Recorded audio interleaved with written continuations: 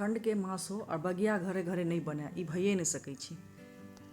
नवका धान के चाउरक पीस क जो बगिया बनै छै ओ स्वाद कतऽ पाबी।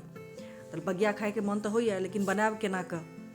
शहर बाजार में एहि सबके दिक्कत कनी बेसी छै, खाए के मन हुए लेकिन बनायब केना। हम पूजा प्रभात झा अहाँ सबके मिथिला किचन में हृदय से स्वागत करै छी।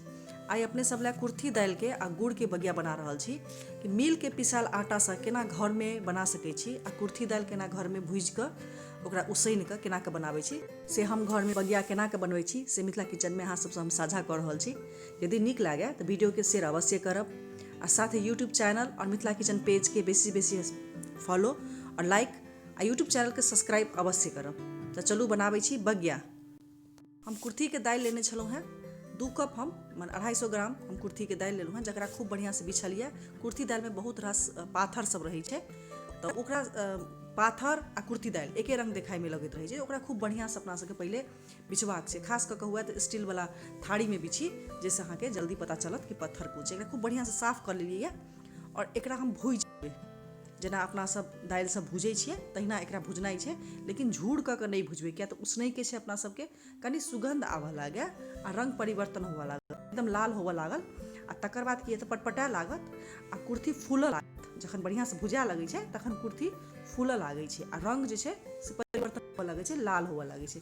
तऽ एना कऽ कुर्थी दालि के भुजबाक छै। देखियौ फूलि गेल छै सब दाना, एक एकटा दाना बढ़िया से और एकरा निकालि लेबै आ एकरा हम सीटी लगा लेबै 2 सीटी। एकरा हम 2 कप पानि दऽ कऽ सीटी लगा कऽ उसैन लेबै, जेना उसना बनबै छी तहिना कऽ अपना सबके दालि के बनबाक छै। एना कऽ दालि के हम उसैन कऽ निकालि लेने छलहुँ हैं पहिले से। ई दालि बढ़िया से सिद्ध भऽ गेलै, एकदम मुलायम दालि भऽ गेलै, जेना भात सिद्ध होइए तहिना सिद्ध भऽ गेलैए। एकरा 2 सीटी लगेला के बाद एकरा कम कऽ देने छलिए। एकरा एहिमे मसाला सब मिलेनाइ छै तऽ एकरा पहिले गुड़ि लेलिए आ गुड़ला के बाद में हाथ से गुड़लिए हम। एहिमे आदी हरियर मिरचाई 2 चम्मच देलिए, यानी 6टा हम हरियर मिरचाई लेलिए, 1 टुकड़ा आदी लेलिए।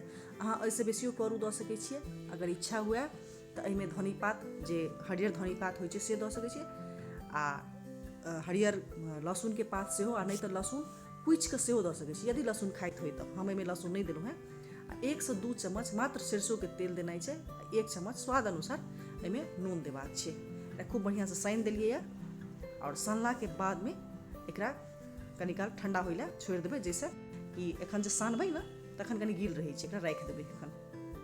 इम्हर ताबे रान कऽ लै छी, माने आटा बना लै छी। बगिया के आटा जे बनै छै तकरा रान कहल जाइ छै। पानि में दऽ कऽ खौला कऽ ओकरा बनायल जाइ छै। तऽ पानि खूब उधिया गेल छलै आ जाहिमे हम आधा किलो आटा देलहुँ हैं। चाउर के आटा गरम पानि में देला के बाद बहुत वृद्धि होइ छै, बहुत भऽ जाइ छै। तऽ हम आधा किलो आटा छलै, एकरा हम खूब बढ़िया से रान कऽ लेलहुँ हैं। एकरा ठंडा कऽ के दोसर बर्तन में निकालि लेलिए। दोसर बर्तन में बढ़िया से मिला लेबै किया तऽ बहुत गरम होइ छै, हाथ से छुलासँ कनी गरम बेसी लागत, ताहि दुआरे पहिले मिलेलिए।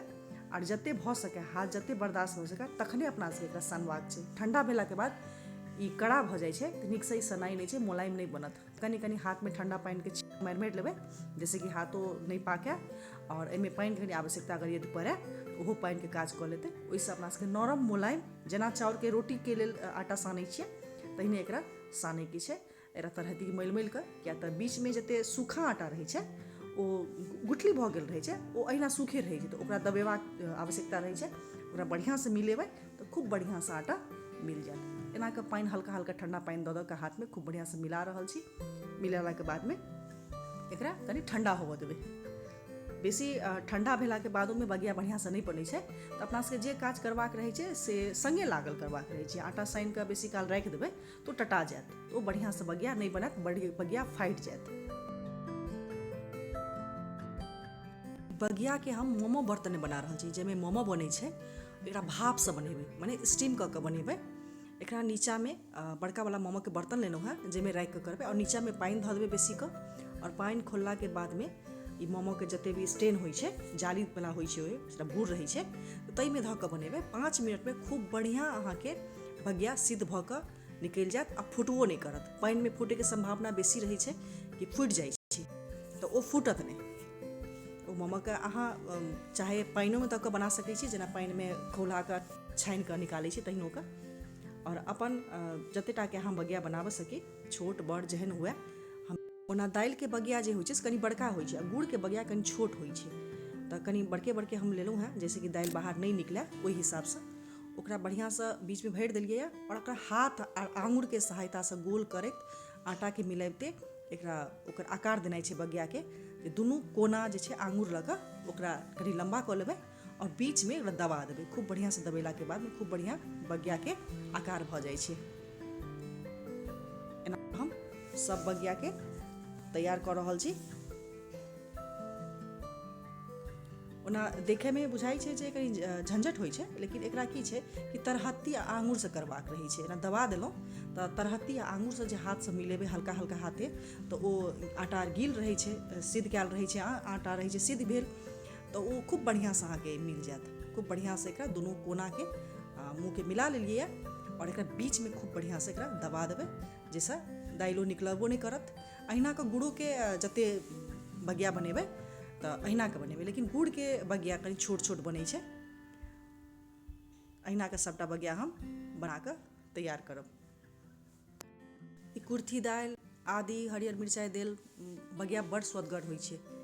खास कऽ कऽ कुर्थी दालि जाड़ मास में पायले जाइ छै तऽ ओकर स्वादो जे होइ छै से आन मास से बेसी एहि मास में कनी धनी पात दऽ दियौ तऽ दाइलो बड़ स्वदगर बनै छै। कनी मुरइ धनी पात टमाटर भाटा सब दऽ कऽ खूब नीक दालि बनै छै कुर्थी के। आ बहुत गोटे के पसंद होइ छै और बहुत के नहियो पसंद होइ छै सेहो में छै, किया तऽ ई भुजा के स्वदगर बनै छै। तऽ अहिना के हम गुड़ो वाला बना लेबै तऽ गुड़ वाला हम बहुत छोट छोट बनेबै। गुड़ वाला बगिया बड़ छोट होइ छै तऽ नीक लागै छै, किया तऽ जतऽ अहाँ गुड़ देबै बस गुड़ कनी दूर पसरत। खास कऽ गुड़ तऽ फुइटो जाइ छै बेसी रहै छै पातर अगर रहल, मतलब आटा खूब मोट नहीं रहल, बगिया के जे लोइया लै छियै ओ मोट अगर नहीं रहल तऽ फुटि जाइ छै बेसी। तऽ ओहि हिसाब से कनी कनी के गुड़ दऽ कऽ बनेबै आ बहुत स्वदगर होइ छै। गुड़ो वाला बहुत स्वदगर लागै छै आ दाइलो वाला तहिने स्वदगर लागै छै। आ दालि के जगह में आलू दऽ कऽ सेहो बना सकै छी, जेना आलू के मसाला बनबै छियै आलू पराठा सबके लेल, ओहनो अहाँ बना सकै छियै, लेकिन आलू वाला कनी बड़का बड़का बनायब जैसे कि फूटै नहीं। एना के हम सबटा बगिया बना लेलहुँ हैं। सब बगिया के ऊपर नीचा कऽ कऽ मोम स्टैंड में दऽ देलियै है और पानि हम चढ़ा देने छलियै। पानि खूब बढ़िया से खोलऽ लागल है, खोलल पानि में दै के छै। जब पानि खूब बढ़िया से खोलऽ लागे तखन स्टैंड के में रखबाक छै। और यदि नहीं स्टैंड में नहीं बना रहल छी, घर में कोनो बर्तन में बना रहल छी तऽ पानि खोलला के बादे देबै, नहीं तऽ ओ भखरि जायत, ओ माड़ भऽ जायत। तऽ वएह होइ छै जे ध्यान दऽ कऽ नहीं बनेलासँ कनी होइ छै, लेकिन हमरा सबसँ आसान लगैया ई मोमो के बर्तन में बनेनाइ। एकरा 5 मिनट हम रख देबै, 5 मिनट के बाद में ई बहुत बढ़िया सिद्ध भऽ कऽ निकलि जायत। खूब बढ़िया सिद्ध भऽ गेल अछि। बस 5 से 6 मिनट हमरा लागल है बगिया सिद्ध करे में। आटा गरम पानी में रान कयल रहै छै तऽ ओ आधा पहिले सिद्ध भेल रहै छै, तऽ एकरा बस 5 मिनट करबाक रहै छै। यदि मन हुए तऽ दालि वाला बगिया के कनी तेल दऽ कऽ तैर सकै छियै और नून छीट देबै, कनी हरदि छीट देबै तऽ बहुत स्वदगर लागत। एकरा अहाँ गरमो गरमो खा सकै छियै आ बासी बगिया सेहो बहुत स्वदगर लागै छै। खास कऽ कऽ बासी अगर तैर कऽ खाइ तऽ बहुत स्वदगर लागत। बहुत नीक गुड़ के बगिया दालि के बनल अछि। ई वीडियो के बेसी से बेसी अहाँ से शेयर अवश्य करू, कियाकि बहुत गोटे के खाय के मन होइ छनि, लेकिन मिल के पिसायल आटा से बगिया बनतै कि नहीं बनतै, केना कऽ बनाबू, पानि में देबै तऽ ओ घोड़ा जेतै, ओ सब रहै छनि। तऽ कम से कम देखथिन तऽ लाभान्वित जरूर हेथिन। आसान तरीका से घर में झटपट बगिया बना सकै छी।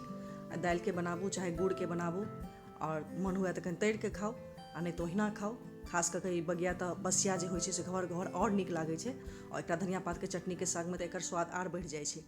अहाँ सबके केहन लागल से अपन प्रतिक्रिया हमरा कमेंट कऽ कऽ अवश्य कहब। आ नीक लागे हमर फेसबुक पेज मिथिला किचन और यूट्यूब चैनल मिथिला किचन के बेसी से बेसी सब्सक्राइब और लाइक करनाइ नहीं बिसरब अहाँ सब।